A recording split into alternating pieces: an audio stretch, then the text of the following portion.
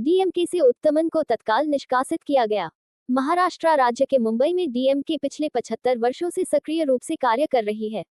वर्ष 2016 में पलानीसामी को नए प्रभारी के रूप में नियुक्त किया गया। उनके समर्थक वीएम उत्तमन ने स्वयं को मुंबई डीएमके प्रेसिडेंट घोषित कर दिया।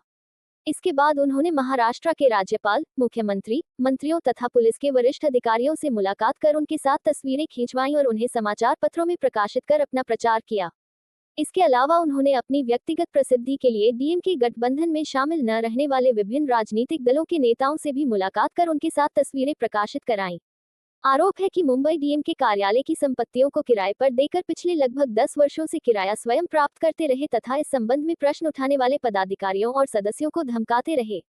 उनकी इन गतिविधियों को ध्यान में रखते हुए डीएमके नेतृत्व ने 1 अप्रैल 2025 को एम जयसुराज के नेतृत्व में 5 सदस्यीय नई प्रभारी समिति की घोषणा की। इस समिति में वीएम उत्तमन को भी सदस्य बनाया गया।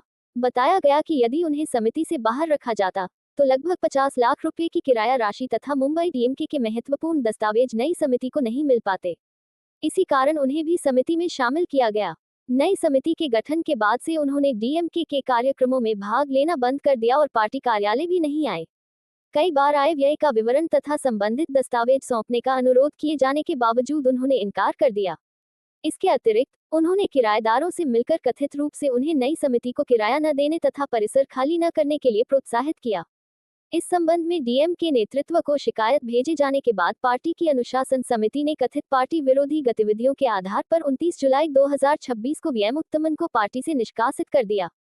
ये भी आरोप है कि मुंबई महानगर में वे सूदखोरी, कंदुवट्टी का कारोबार करते रहे तथा कई लोगों को धमकाकर धन वसूलते रहे। उनके विरुद्ध जरीमेरी और वाशी नाका पुलिस थानों में मामले दर्ज हुए थे, जिनमें उन्हें बाद में जमानत मिली। धारावी क्षेत्र के कई लोगों ने भी उनके विरुद्ध शिकायतें दर्ज कराई हैं।